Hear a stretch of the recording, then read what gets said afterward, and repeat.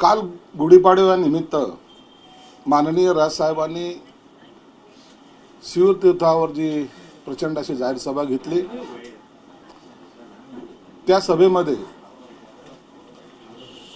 अनेक विषयाशी चर्चा किंवा संवाद त्यांनी जनतेशी साधला। परंतु अत्यंत महत्त्वाची घोषणा त्या मेळाव्यामध्ये त्यांनी केली। या लोकसभेला त्यांनी महायुतीला जो पाठिंबा दिला त्यांचं मी मनापासून स्वागत करतो। गेल्याच आठवड्यात त्यांना मी भेटायला जेव्हा गेलो होतो त्यावेळेला त्यांनी या सर्व राजकारणावर सुद्धा आमच्याशी चांगल्या गप्पा मारल्या होत्या आणि मनोमन आम्हा सर्वांनाच वाटत होतं की राजसाहेबांनी युतीमध्ये यावं। त्यांच्या या घोषणेचं महाराष्ट्रातील सर्व जनतेने स्वागत केलेलं आहे। महायुतीने जो 45+ जो काही घोषणा केली होती, परंतु काही मताची विभागणी होऊन 45 पर्यंत जाऊ का नाही ही जी शंका होती ती काल राजसाहेबांनी पाठिंबा दिल्यामुळे दूर झालेली आहे। एक खंबीर नेता महायुतीला भेटला। कालची जर त्यांची सभा जर पाहिली तर गेल्या 18 वर्ष एक हाती पक्ष चालवणारा नेता आणि त्याच्या सभेला असलेली गर्दी पाहून आघाडीच्या नेत्यांच्या पोटात पोटशूळ उठलाय आणि त्याबद्दल त्यांनी काही जी काही बकबक करायची सुरुवात केली त्यांचा भीतीपोटी केलेली त्यांनी हे एक वक्तव्य आहे। परंतु काल महाआघाडीच्या प्रेसमध्ये जी प्रेस शिवालयात झाली,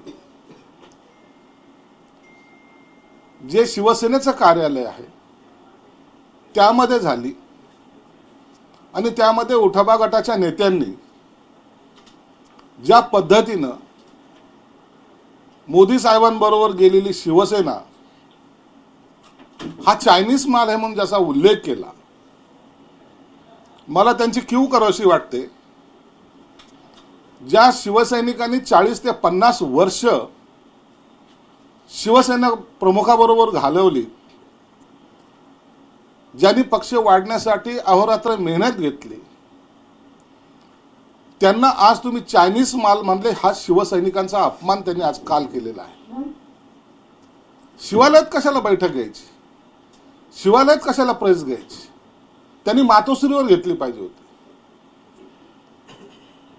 ज्या शिवसेना प्रमुखांनी या काँग्रेसला राष्ट्रवादीला दरवाजात उभं केलं नाही त्यांना घेऊन त्यांनी आज त्यांच्या पक्ष कार्यालयात बैठक घेतली। उद्या हे मातोश्रीवर सुद्धा यांच्याबरोबर प्रेस घ्यायला कमी करणार नाही। ज्या शिवसेना प्रमुखांनी हयातभर काँग्रेस आणि राष्ट्रवादीवर टीका केली, त्यांच्या मांडीला मांडी लावून बसताना शिवसेना प्रमुखाला काय यातना होत असेल याची कल्पना जरी केली तरी आज महाराष्ट्रातला शिवसैनिक कालच्या प्रेसमुळे दुखी झालेला आहे। आम्हाला चायनीज माल म्हणता आणि ज्यांनी शिवसेना प्रमुखाला त्रास दिला आहे त्याच्या मांडीला मांडी लावून बसता, यामुळेच या उबाठा गटाचे हे हाल झालेले आहेत। त्यांना कुठेही थारा आता मिळत नाही। तुम्ही जे कालचं जर चित्र पाहिलं असेल तर त्यांच्यामधला तो विभीषण तो त्या स्टेजच्या पुढे मागे असा करत होता आणि हे चित्र अख्ख्या महाराष्ट्राने पाहिलं।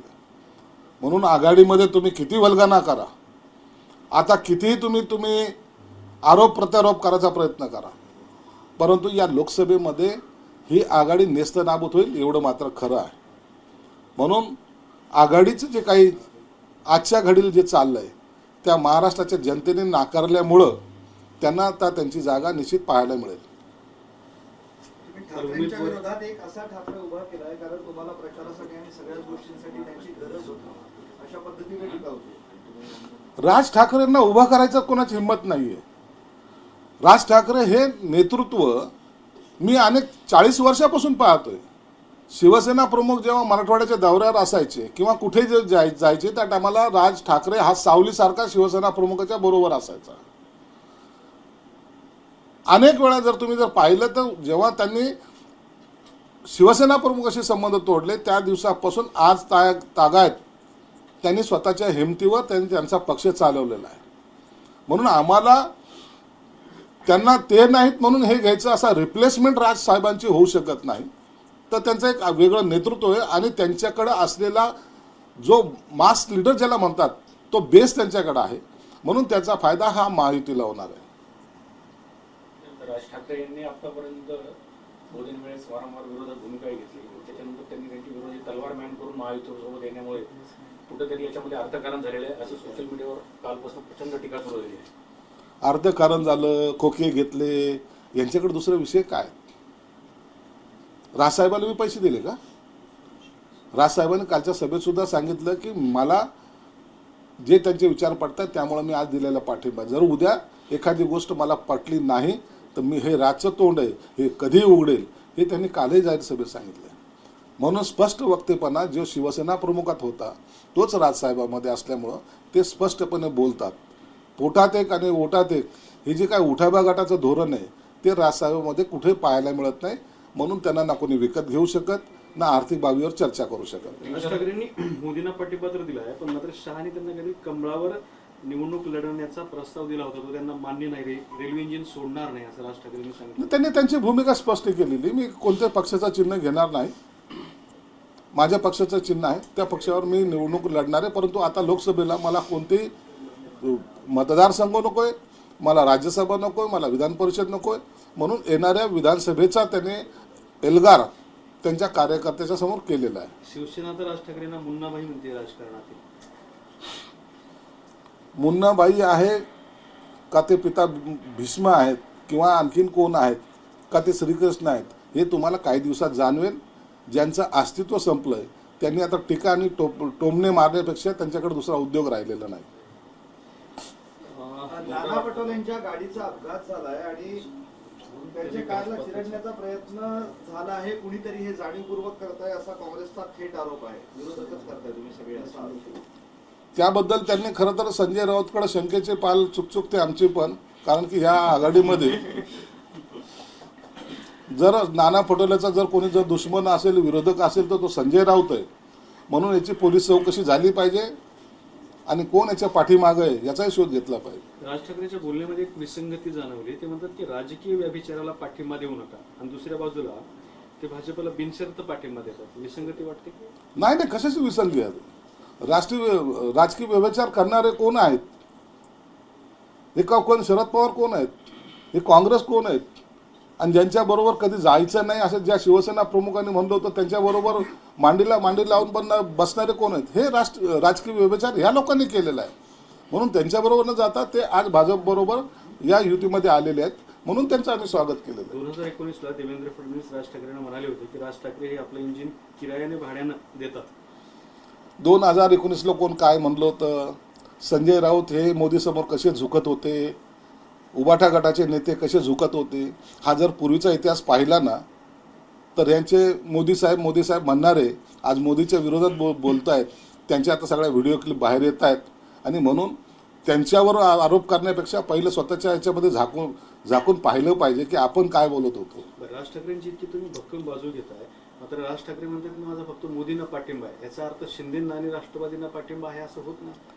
असं नाही. ही निवडणूक जी आहे ही लोकसभेची आहे. सगळ्याच्या मनोमन आहे की आम्हाला पंतप्रधान मोदींना बनवायचं आणि मोदीच महाराष्ट्रातल्या 48 जागेचे उमेदवार हे मोदी साहेब आहेत. म्हणून मोदींना मतदान, उमेदवाराला मतदान म्हणजे मोदीला मतदान हा आमचा नारा आहे. म्हणून त्यांनी मोदीला पाठिंबा दिला. त्यात काय म्हणजे उमेदवाराला दिला काय आणि मोदींना दिलं काय? एकूण एकच. फडणवीसांनी ठाण्याचं फार कौतुक केलंय. ठाणे विभाग हा भारतीय जनता पार्टीच्या पक्षाकरिता एक अत्यंत महत्त्वाचा विभाग आहे. या सगळ्या विभागामध्ये आपलं काम हे सातत्याने वाढत असून भविष्यात देखील हे वाढणार असल्याने येथे सुसज्ज कार्यालय आवश्यक होतं असं सांगून तिथे कार्यालय सुद्धा स्थापलेलं आहे. आणि भाजप हा एक प्रमुख पक्ष असल्याचे ठाण्यामध्ये दिसून येत आहे. त्यामुळे जनताही आपल्या पाठीशी भक्कमपणे उभी असल्याचं फडणवीस म्हणले. निश्चितच आहे. भाजपच्या पक्ष कार्यकर्त्यांनी त्यांच्या पक्षाचा विस्तार केला पाहिजे, पक्ष वाढवला पाहिजे आणि हे प्रत्येक पक्षाचा कार्यकर्ता करत असतो. म्हणून फडणवीस साहेबांनी जे काही विधान केलं ते पक्षाच्या कार्यकर्त्याला एक पुन्हा बूस्ट करण्यासाठी किंवा पुन्हा त्याला एक उभारी आणण्यासाठी केलेलं विधान आहे. म्हणून त्यांचं पक्षाचं कार्यालय झालंय आणखीन तिथं पक्ष जोमाने वाढव अशा आमच्याही त्यांना शुभेच्छा आहेत. अंजली दमानी आहेत, ते म्हणतात की राज ठाकरेंचा वैचारिक गोंधळ दिसतोय, कहना क्या चाहते हो असं त्यांनी विचारलं. अंजलि दमाने को पूछ कौन रहा है? ये चिमनी बीच में क्यों बोलती है?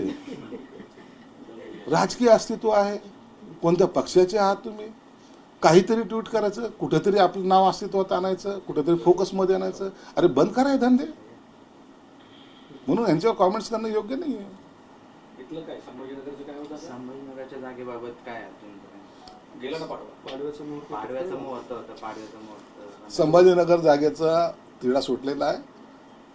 आज मोदी साहेब नागपूर ठिकाणी आहेत, म्हणून आज शक्यता थोडी कमी आहे. परंतु उद्या या संभाजीनगरच्या जागेची घोषणा केली जाईल. उमेदवाराच्या संदर्भामध्ये किती उद्या घोषणा केली जाईल. उमेदवार जो संभाव्य उमेदवार दिसत आहे त्याच्या विरोधात लोकांनी काल जाहीरपणे टीका केली. दारूवाला आहेत, असे घोटाळे. प्रत्येक उमेदवाराबद्दल कोणताही उमेदवार असलं तर त्याच्या विरोधात एक जण सपोर्टमध्ये तर दुसरा विरोधात असतो. म्हणून जो योग्य उमेदवार आहे तर शिंदे साहेब त्याच्या नावाची घोषणा उद्या करतील. छत्रपती संभाजीनगरच्या जागेसाठी आता भाजपने पण तयारी सुरू केली. भाजपच्या तर्फे डॉक्टर कराडाने अनेक दिवसापासून मागणी केली, ते आम्हालाही भेटले होते. परंतु युतीमध्ये जागा गेल्यानंतर कराड सुद्धा शिवसेनेचं काम करतील. त्याच्या पीक सर्व्हेमध्ये आपण मागे पडला तिथे. कोण कुणाच्या सर्वेमध्ये काय पडलं त्याच्याबद्दल चर्चा करण्याचा आता ही वेळ नाहीये. उद्या उमेदवाराच्या नावाची घोषणा केली जाईल. काल तुम्ही म्हटलं होतं की आम्ही 45 पार करू की नाही, ती धाकधुकती भीती होती. नेमकी भीती कोणाची होती? भीती नाही, मताचं विभाजन होऊ नये. काही ठिकाणी थोड्या बहुत फरकाने उमेदवार जर मागं पुढे आला तर काही जरी असलं तर राज ठाकरे साहेबांच्या मागे जर काही मास आहे, त्यांचे एक मतदान आहे, ते मतदान आम्हाला आता प्लसमध्ये येणार आहे. म्हणून आता धाकधूक वगैरे काही संपलेली आहे. म्हणून आता 45+ करू. आम्ही जे सांगतो ते ठामपणे सांगतो आणि उघडपणे बोलतो. म्हणून आम्ही लपून काही बोलत नाही. होती थोडी भीती, 45 40 होतात काय 42 होतात, परंतु आता 45 पार करणार एवढं मात्र निश्चित आहे. मग राज ठाकरे महायुतीचा प्रचार करतील का? नक्कीच करतील. राजसाहेबांच्या सभा या सर्व ठिकाणी होतील, संभाजीनगरला सुद्धा होणार आहे. म्हणून आता त्यांचा कार्यक्रम घेऊन, त्यांचा असलेला दौरा घेऊन त्या पद्धतीने महाराष्ट्रभर त्यांच्या सभेचं आम्ही आयोजन करणार आहोत.